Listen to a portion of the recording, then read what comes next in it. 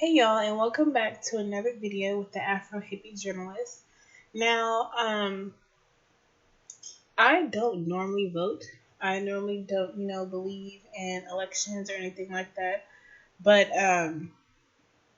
especially now after watching the debate with Donald Trump and Hillary Clinton, I'm really, this election is a joke, and I really do feel like as a country we need a different kind of leader, a different kind of something. Something has to change. Things cannot stay the way that they are. And I feel like I don't think Hillary Clinton and Donald Trump are taking this serious because as I was watching the debate and listening to some of the things they were saying, it's just like you don't have facts to back up anything. You're not saying what you're going to change. You're not giving people a reason to vote for you. Both of them acted like a complete ass. Both of them were talking straight out of their ass. I mean, it was bullshit what they were saying. You really think someone's going to vote for you? And the sad thing is that there will be people who vote for both of them. But I'm not voting for either one of them. Like I said, I actually was not going to vote in this election until I came across the debate expanded on Democracy Now! I love watching Democracy Now! Like, that's my guilty pleasure. I love watching that show. And I've been watching that show for years on YouTube. But I watched the expanded debate and I heard of Jill Stein. And listening to her, she spit out facts after facts. She spit out statistics. She actually said what she was going to do if she were to be elected president. Now, I know that she's probably not even going to make the ballot. Or even if she does make the ballot, I know that she's, there's a good chance she's not going to win. But I hate that the two, major parties, the Democratic and Republican, are really the major front running head of the party, political parties. And I feel like there needs to be another option. And Jill Stein, she is the presidential nominee for the Green Party. And for those of you who don't know what the Green Party is, as a vegan, you should be voting for someone in the Green Party. I'm going to put that out there first. But the Green Party is a formally organized political party based on the principles of green politics, such as social justice, environmentalism, and nonviolence. Greens believe that these issues are inherently related to one another as a foundation for world peace. So they're all about making the environment green. It says the world's first political parties to campaign on a predominantly environmental platform were United Tasmanian Group, which contested the April 1972 state election in Tasmania, Australia, and the Values Party of New Zealand, which contested the November 1972 New Zealand general election. The name Green derives from the Green Bands, an Australian movement of building workers who refused to build on sites of cultural and environmental significance. The first Green Party in Europe was the Popular Movement for the Environment, founded in 1972 in the Swiss canton of whatever that word is. Now, one thing about the Green Party, like I said, they're all about the environment and making, different aspects of politics green. And Jill Stein, when I listened to some of the things that she was saying, she, was really not talking shit about either one of them. She was more concerned with talking about things that she wanted to change. And one thing that caught my attention is her views on education. One thing that she said was the Wall Street bailout was $17 trillion. Student loan bailout was under $2 trillion. Now, one thing she said is that, there's a whole generation of people who are well-educated, well-trained, but they cannot participate in the economy because of, student loans debt, which is my generation. I am 27. I will be 28 in 6 days. And that's really what it is. A lot of people my age, we cannot buy a house. I mean, there's very, very few of us that can buy a house.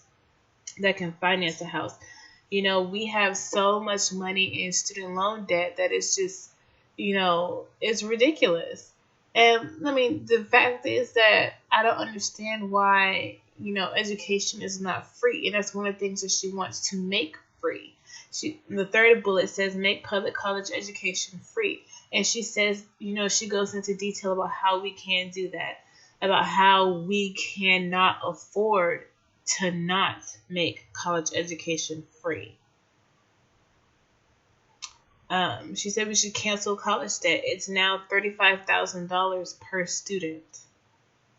You know, so I know a lot of people that have a lot more than $35,000 in student loans. I only have right now $20,000, but I know a lot of people who have way, way more. And my thing is like, if she were to do that, you know, that would be a burden off of this country, you know, because one thing is this country's already in debt to so many other countries, and for Hillary Clinton and Donald Trump to say that, you know, there's so many other countries who are relying on us, who are dipping into our pockets, how is that even possible when we owe so much money to other countries? We're in debt because of the loans that we have gotten from other countries. Another thing she said about education, and high stakes testing, which I believe is the standardized testing that each state has, which is different in each state.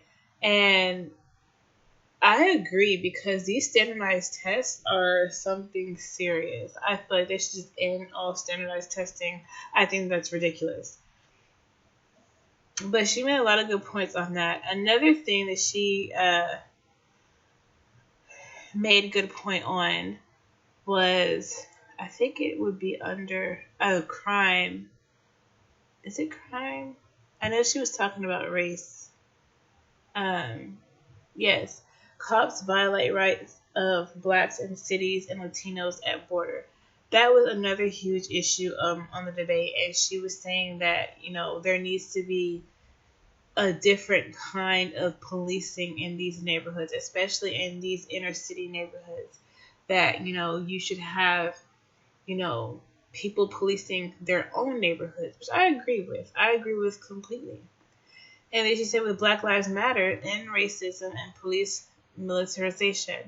And that is true. That's something that we do need to do, because the police, I know, I think it was either Hillary or Donald Trump who said that the police need to receive some kind of training, you know, on how to de-escalate situations. And the thing is, the police do receive training on how to de-escalate a situation. We see it all the time with all these white people who are committing crimes, and how the police de-escalate the situations. So it has nothing to do with training. It has to do with the fact that, you know, you have too many white police officers who let their personal feelings get in the way.